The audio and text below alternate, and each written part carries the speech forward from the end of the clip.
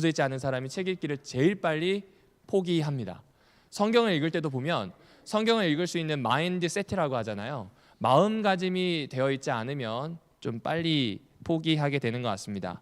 그래서 한번 그 마음가짐에 대한 이야기를 이렇게 시작해 보려고 그래요. 여러분, 왜 우리는 종종 다른 사람들의 말을 오해하는 걸까요? 무엇 때문에 오해하는 걸까요? 아마 제일 먼저 이게 떠오르죠. 기도하지 않아서 오해할까요? 제가 기도하지 않았기 때문에 하진용 장로님이 이야기하시는 걸 오해할까요? 아니면 조정순 집사님이 말씀하시는 걸 오해할까요? 글쎄요. 두 번째, 사랑하지 않아서일까요?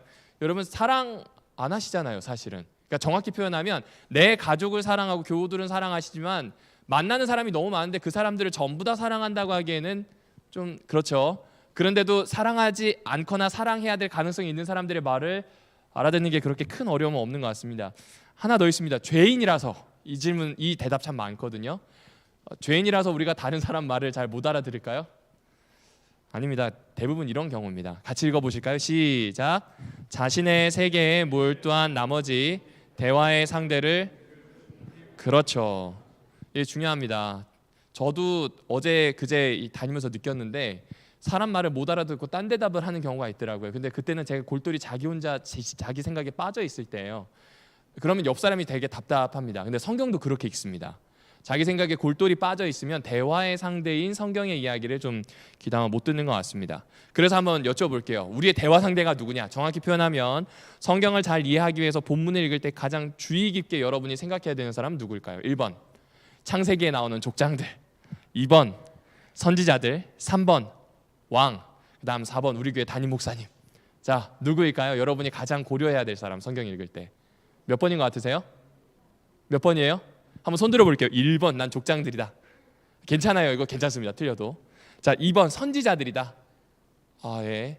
머뭇머뭇하시네요. 감사합니다. 3번 성경에 등장하는 왕들이다. 네, 4번 우리 교회 목사님. 네, 정답은 선지자들입니다. 왜 그럴까요? 왜냐하면 선지자들은 어떤 의도를 가지고 성경을 적었기 때문입니다. 그러니까 여러분이 고려해야 되는 건 우리나라 사람 아닙니다.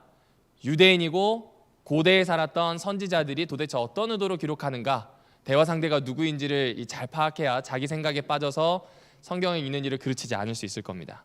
하나만 더 보실까요? 여러분, 이 예수 그리스도, 모세, 토라 막 이런 이야기가 있는데요. 모세와 선지자들은 이 자신들의 글을 기록합니다. 그런데 예수께서는 뭐라고 이야기하시냐면 이들이 나에 대해서 이야기한다라는 표현을 해주고 계시고요. 특별히 이 모세의 위치를 보시게 되면 신명기 이 18장 18절에도 보는 것처럼 왕이나 제사장이 아니라 모세는 선지자라는 표현을 사용합니다.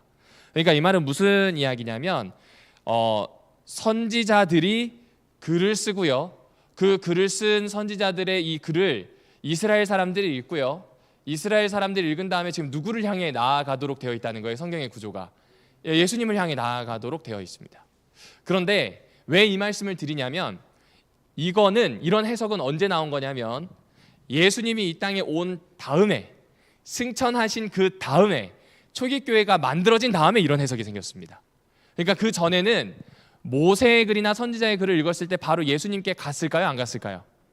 안 갔겠죠. 왜냐하면 모세라고 하는 사람이 쓴 글이 그 당시 모세와 함께 살던 사람들 혹은 모세의 글을 읽고 있었던 구약의 백성들에게 적용됐기 때문에 사실 바로 예수님에게 찾아가지 않습니다. 그러니까 이 말씀을 여러분에게 왜 드리냐면 성경을 읽을 때 너무 빨리 예수님에게 달려가는 건 좋은 방법일까요? 아닐까요? 아닙니다. 먼저 본문의 의미를 잘 봐주셔야 합니다. 조금만 더 볼게요. 그럼 성경을 보실 때 예언의 신 바로 펼쳐놓고 보면 좋을까요? 안 좋을까요? 좋긴 좋아요. 좋긴 좋은데 맨 마지막에 하시면 좋을 것 같아요. 왜냐하면 예언의 신은 바로 누구에게 달려가게 만들어줘요? 그렇죠. 거기에서 여러분이 생각할 수 있거나 여러분이 충분히 관찰할 수 있는 모든 것들을 좀 접고 바로 예수님에게 달려가도록 만들기 때문에 좋지 않은 책이라서가 아니라 단계에서 좀 후반부에 두시면 좋을 것 같습니다. 여러분, 구약은 잘 아시는 것처럼 타나크라고 부릅니다. 이 타나크는 아마 종종 성경을 강의하는 분들을 통해서 들었을 겁니다. 타에 해당하는 T는 토라입니다. 토라는 율법서란 뜻이고요. 오경이라고도 불립니다. 그래서 이걸 쓴 저자가 모세라고 믿기 때문에 모세오경이라고 하는데 이게 토라입니다. 나는요 느빔이라고도 하고 나빔이라고도 합니다. 뭐 발음은 저도 잘 모르겠어요. 어떤 사람은 느빔이라고 하고 나빔이라고 하는데 핵심은 선지자들의 글들이란 뜻입니다. 그러니까 여러분이 알고 계시는 선지서가 되겠죠.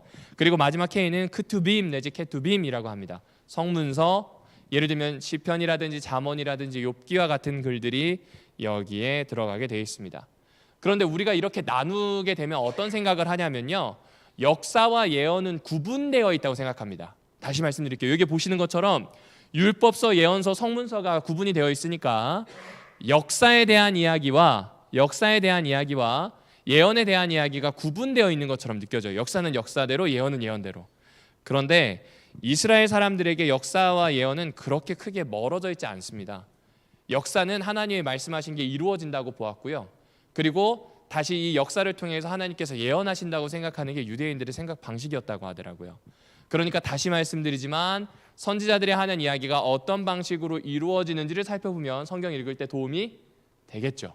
동시에 선지자들이 말하고 있는 그 역사적 배경을 안다면 그 예언의 의미가 무엇인지를 알기가 쉬울 겁니다. 그러니 벌써 지금 여러분은 한 3가지를 그냥 순식간에 가져가신 겁니다. 첫 번째, 내 마음대로 읽지 않는 방법이 뭔가, 누구랑 대화하는지를 아는 겁니다.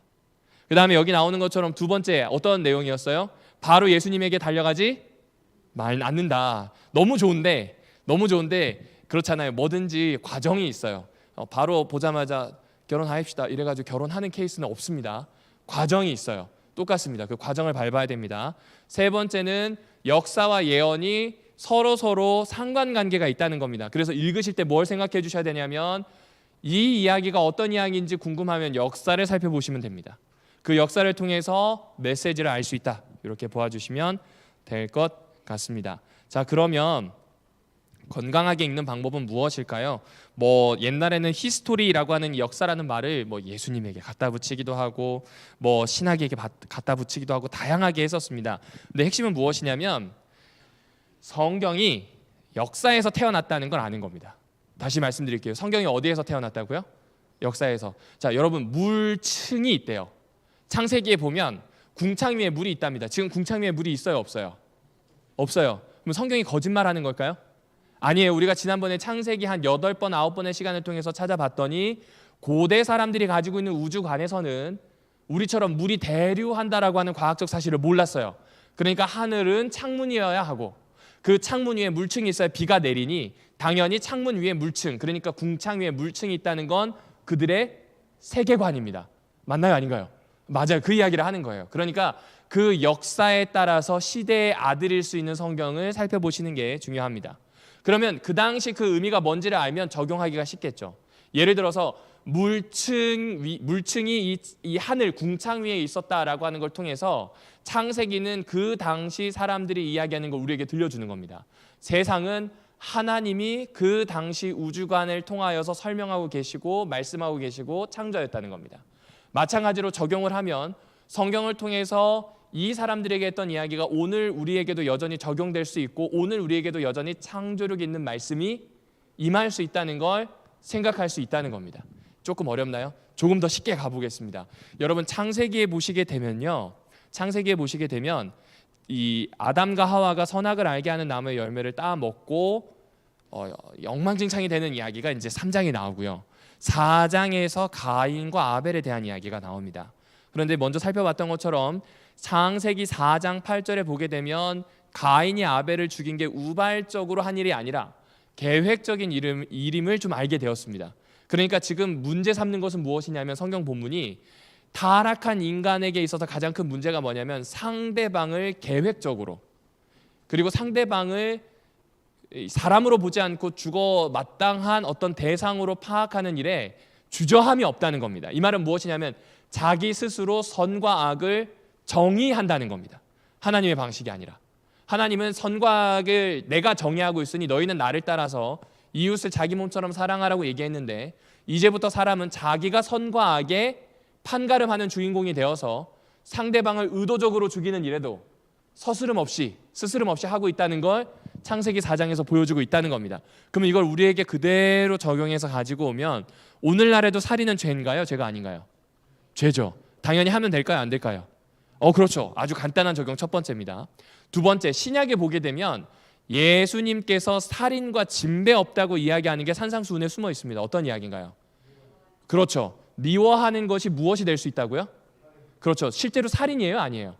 아니에요. 근데 미워하는 걸 통해 하나는 알 수 있어요. 의도적으로 그를 나와 같은 대상으로 생각하지 않는다는 거예요. 그렇다면 오늘 미워하는 걸 멈추기로 선택을 하고 내 삶에서 미워하는 사람들을 어떻게 좀 해볼지 생각을 해야 되겠죠? 이제 그렇게 넘어가는 겁니다. 그러니까 역사 안에서 태어난 본문을 읽고 오늘 우리가 해석하기 위한 방법을 익히는 건 매우 매우 중요합니다. 이거 어려워 보이잖아요. 간결하게 한 번만 더 살펴볼게요.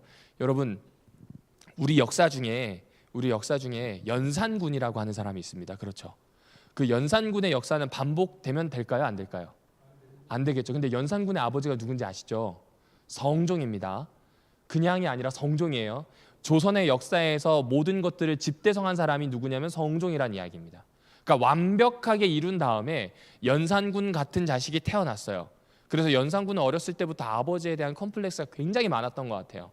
아버지와 관련된 이야기를 하면요, 대소신료들과 아주 똑똑하게 잘 싸울 뿐만 아니라 일부러 이 국가 기강을 흐트리는 행동을 자꾸 하게 됩니다. 이걸 통해서 딱 보게 되면 교육에 대해서도 접근할 수 있습니다. 아버지와 아들을 비교하거나 친구와 자기 아이를 비교하는 거 지혜로운 일일까요? 아니겠죠. 더군다나 교회 안에서 누구와 누구를 비교하는 거 좋은 일인가요? 아닌가요? 아니에요. 우리가 그 역사책을 읽다 보면 그냥 자연스럽게 적용하잖아요. 그걸 해보자는 겁니다. 성경에 나오는 이야기를 통해서 오늘날까지 가지고 오는 것을 좀 해보자는 겁니다. 그래서 방법을 알아야 합니다. 문제는 방법입니다. 다시 말씀드리지만 마음가짐이 정리됐다면 이제부터 문제는 무엇이라고요? 방법입니다. 같이 읽어보겠습니다. 시작. 사용법을 모르면 아무리 유용한 물건이라도 무용지물일 뿐이다. 네, 저희 아버지가 컴퓨터를 사용하시는데요. 제가 보기엔 저희 아버지한테 컴퓨터는 무용지물이에요. 왜냐면 아버지는 인터넷 하는 거 외에는 그 컴퓨터를 잘 아버지가 사신 그 컴퓨터는 어디에 쓰도록 돼 있냐면 프로그래밍 하도록 돼 있어요. 아버지한테는 쓸모없어요. 근데 제 동생한테는 의미가 있어요. 제 동생은 이 프로그램을 할 수 있거든요. 그러니까 제 동생한테는 그 좋은 컴퓨터가 의미가 있지만 김천에 아버지 댁에 있는 그 컴퓨터가 아버지에게는 사실상 무용지물입니다. 아들 이거 어떻게 하냐 해서 해보면 간단한 업데이트를 물어보시는 경우가 많아요. 근데 컴퓨터를 그렇게 사용하면 너무나 슬프겠죠. 동시에 또 이렇지 않을까요? 제가 만약 오늘 내려가서 1층 식당에서 조리를 한다고 해보겠습니다. 아시는 것처럼 저는 요리에 익숙하지 않겠죠. 제가 칼을 들고 있으면 집사님들이 기뻐하실까요? 슬퍼하실까요? 네, 슬퍼하실 겁니다. 왜 그럴까요? 저 인간 저러다가 분명히 일을 내지 이 생각 하시잖아요. 그러니까 사용법을 알아야 돼요. 그리스도인의 손에 들려져 있는 칼이 성경이에요. 사용법을 모르면 모두 다 뭐라고 생각하냐면 저런 무용지물 그리스도인이라고 생각을 해요. 그러니까 방법을 아는 게 중요하다는 걸 기억해 주시면 좋겠습니다. 다양한 이야기들이 있는데 그것들을 각설하고요. 다음 본문을 좀 보도록 하겠습니다. 자, 우리 이 디모데후서 3장 15절부터 17절을 같이 한번 읽어보겠습니다. 앞에 걸로 읽으셔도 됩니다. 디모데후서 3장 15절부터 17절 시작. 성경은 능히 너로 하여금 그리스도 예수 안에 있는 믿음으로 말미암아 구원에 이르는 지혜가 있느니라.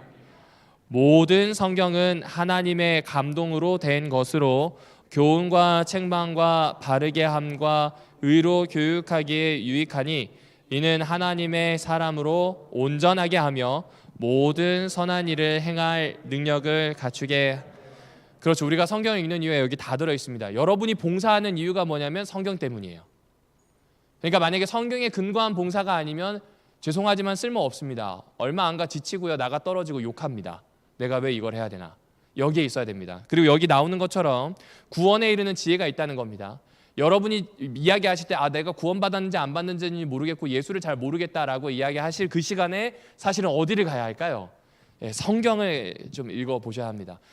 공부하는 친구들에게 보면 핑계가 많으면 많을수록 성적은 안 좋고요. 어렵더라도 진입을 하는 친구들은 성적이 조금씩 나아집니다. 똑같은 것 같습니다. 그 원리를 그대로 생각해 보는 겁니다.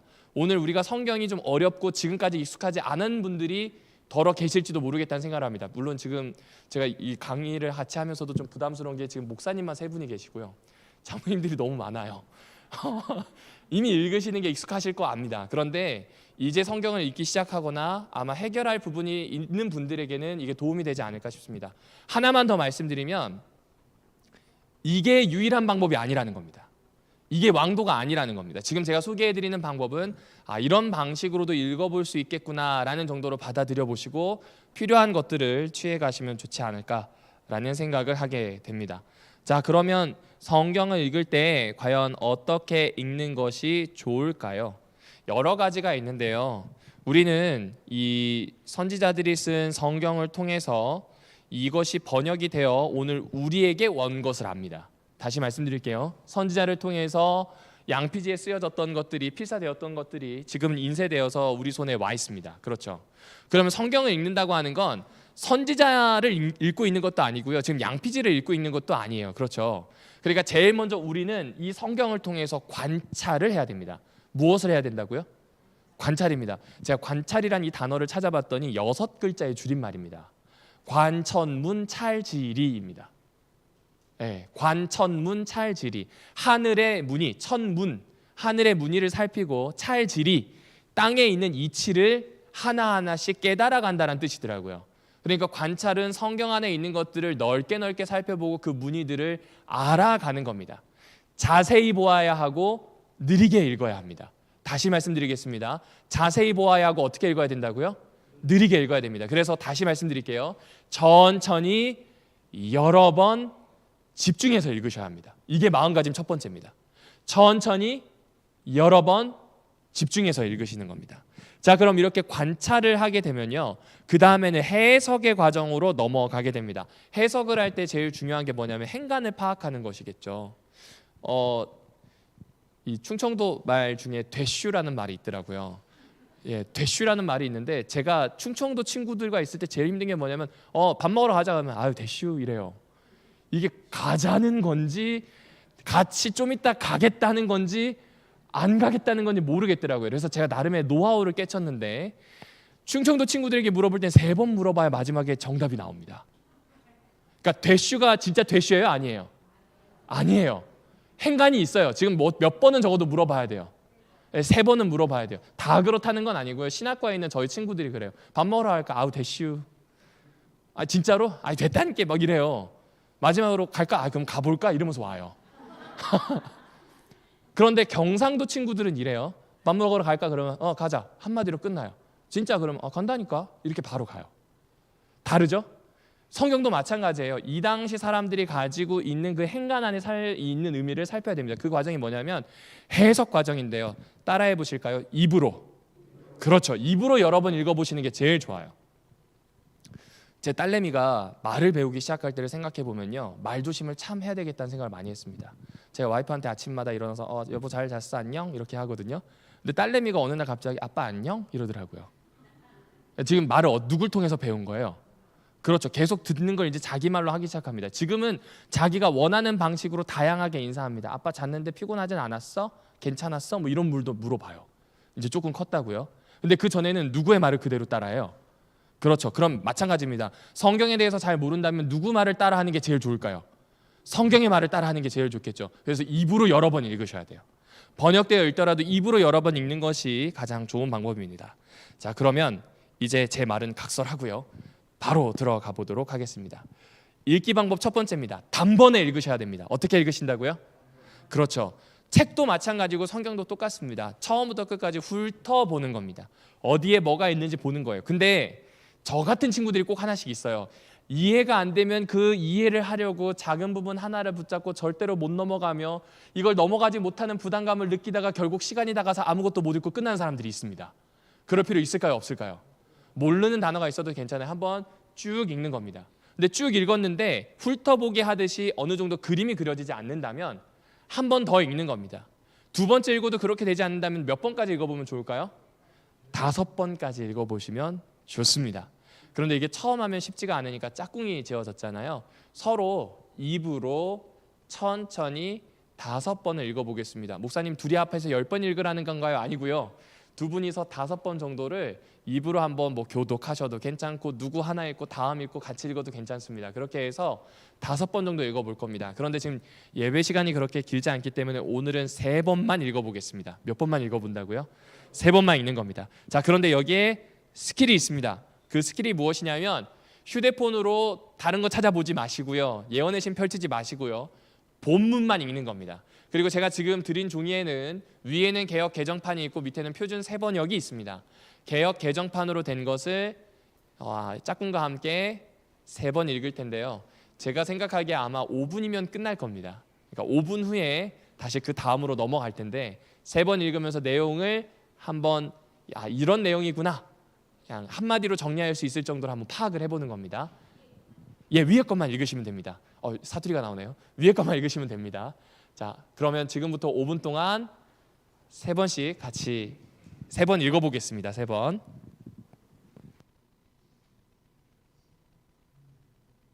입으로 천천히. 김영호 장로님 음악을 살짝만 깔아주시면 감사하겠습니다.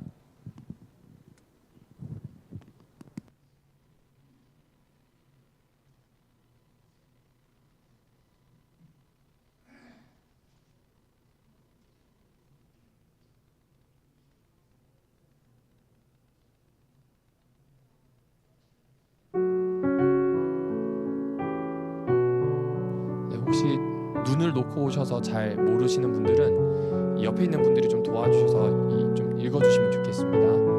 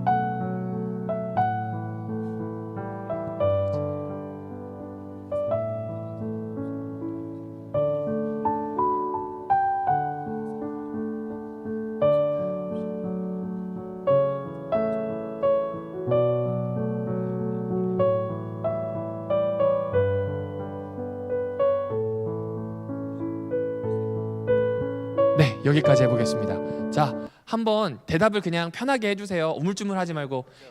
무슨 이야기예요? 이 이야기가 한 문장으로, 다윗과 골리앗 말고 한 문장으로 그냥 입니다라고 끝내보시겠어요? 다윗과 골리앗 말고요. 어떤 이야기인가요? 네, 한 문장으로. 네, 그냥 한 문장으로 그냥 툭 던지시면 돼요. 내가 봤을 때 이건 이런 이야기인 것 같아요 라고.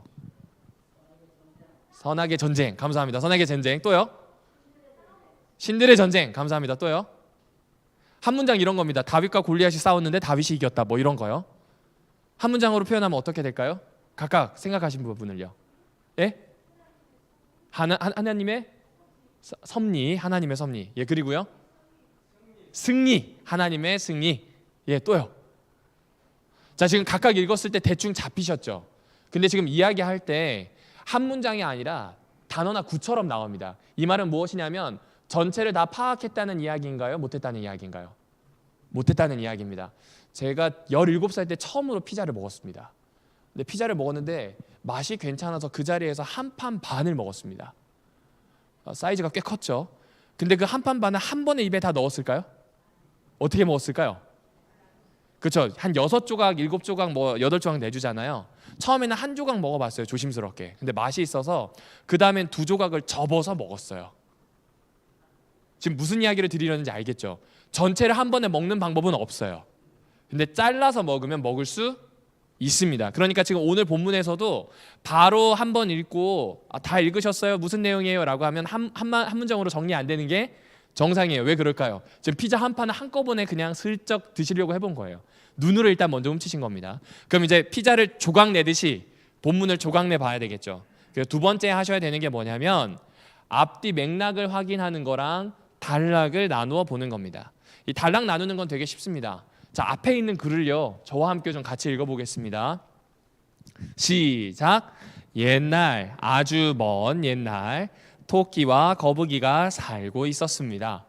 토끼와 거북이가 사는 아름다운 이 마을에 원숭이, 개, 고양이, 사슴, 너구리, 새 등등 여러 동물들도 함께 살고 있었습니다. 어느 날 민첩하고 재빠른 토끼와 느린 거북이가 달리기에 관해 이야기를 하고 있었습니다. 대화 끝에 토끼와 거북이는 달리기 경주를 하기로 약속하고 다음 날 경주를 하기로 한 장소에 모였습니다. 자, 되게 쉬운 이야기죠. 여러분, 이게 이 이야기를 나누면 한 몇 부분으로 나눌 수 있을 것 같아요? 네, 세 부분으로 나누신 분이 있습니다. 또요? 네 부분 있고요. 또요? 네, 두 부분으로도 나눌 수 있을까요? 네, 그렇죠. 둘로 나눌 수 있습니다. 목사님도 지금 둘이라고 말씀해 주셨어요. 이거 3개, 4개 둘 나누는 거 정답이 있을까요? 없을까요? 없어요. 다시 말씀드리지만 본문을 읽을 때 단락을 나누는 건 여러분의 눈에 보기 좋도록 만드는 게 중요합니다. 저는 세 부분으로 나눴습니다. 첫 번째, 토끼와 거북이가 살고 있는 마을을 소개하는 것까지로 나누었어요. 옛날 하면서 시작을 하다가 등등 살고 있었습니다까지로 전 나누었고요. 두 번째는 달리기에 관해서 이야기하는 토끼와 거북이에 대해서 나누었고요. 세 번째는 이제 더 이상 이 이야기를 하지 않고 승부를 내기로 한, 달리기 경주를 하기로 한 이야기로 좀 나누게 되었습니다. 네 부분으로 나누신 분은 또 다르게 나누셨겠죠? 두 부분으로 나누신 분은 또 다르게 나누셨을 겁니다. 왜 이 말씀을 드리냐면 단락에 있어서 나누는 게 다 다릅니다. 성경에 보면, 성경 주석도 보면 각 이 내용들을 나누는 이 문단을 구분하잖아요. 같은 학자가 한 명이라도 있을까요? 없을까요? 없어요. 그러니까 이것을 단락을 나눌 때 이게 겹치지 않는 이유가 뭐냐면 본인들이 읽기 편한, 본인들이 생각하는 의미의 한 단위로 나누는 겁니다. 자, 그러면 다시 본문을 볼게요. 지금 다윗과 골리앗의 싸움에 대한 이야기인데 이거를 한번 단락을 나눠보겠습니다. 이제부터 펜을 드실게요. 펜을 들고요, 빗금을 한번 쳐보세요. 여기까지는 한 덩어리인 것 같아, 여기까지는 한 덩어리인 것 같아, 이렇게 나눠 보겠습니다. 그리고 이미 읽어보셨기 때문에 또 아시는 내용이라 쉬울 테니까 나눈 다음에 옆 사람과 한번 얘기해 보세요. 내가 세 부분 나누었는데 옆 사람은 네 부분일 수도 있고, 내가 보기엔 두 부분인데 옆 사람은 5부분으로 나눴을 수도 있습니다. 그래서 눈으로 빨리 한번 읽으면서 나눠보시고 옆 사람과 나누는 시간을 한 5분 정도 가져보도록 하겠습니다. 시작하겠습니다.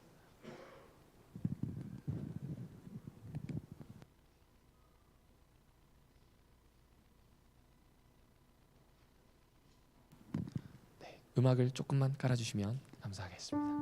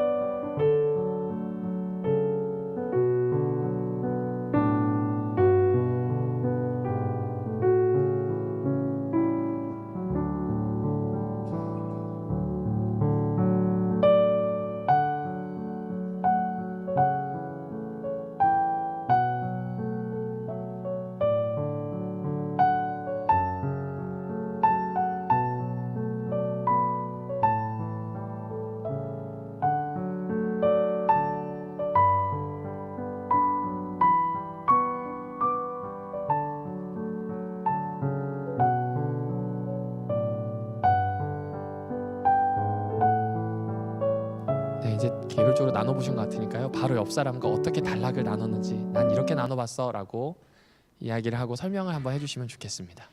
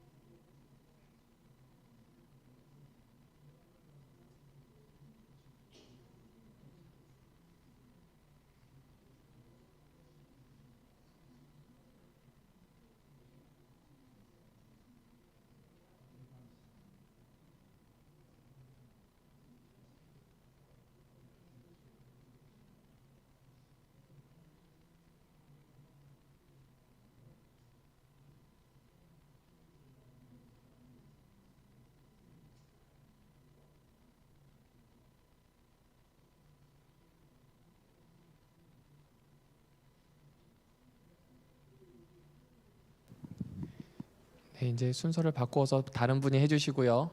한 1분 후에 좀 마무리 짓도록 하겠습니다.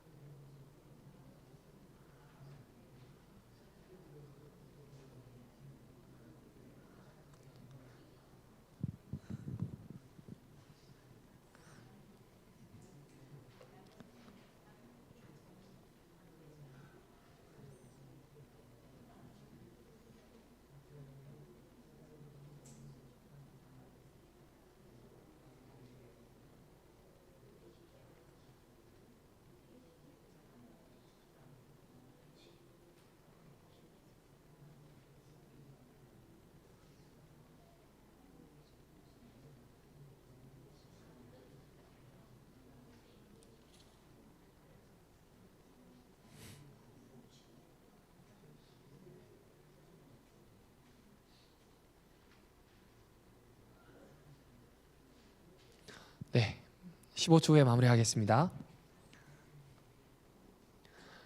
네, 감사합니다. 혹시 나는 두 부분으로 나눴다 계세요? 네. 하연이 어떻게 이야기를 나눠봤어요?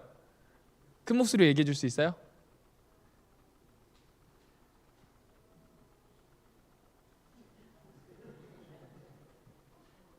여기서 잘 안 들려서 어떻게 나누었다고요?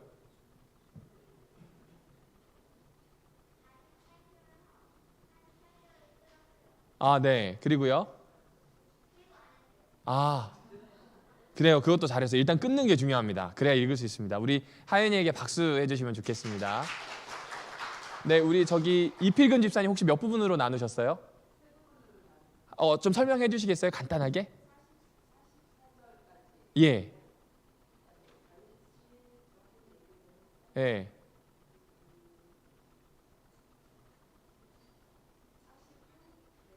끊고 49회 끊고, 그러니까 블레셋 사람 말, 다윗의 말, 그 다음에 일어난 일, 이렇게 나누신 거네요. 우리 큰 박수 좀 부탁드리겠습니다.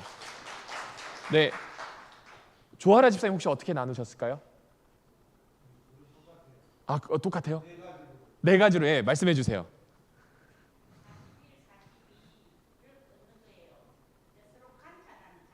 예예.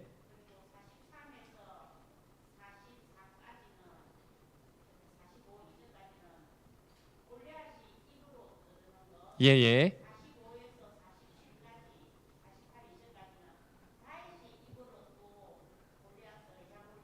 예.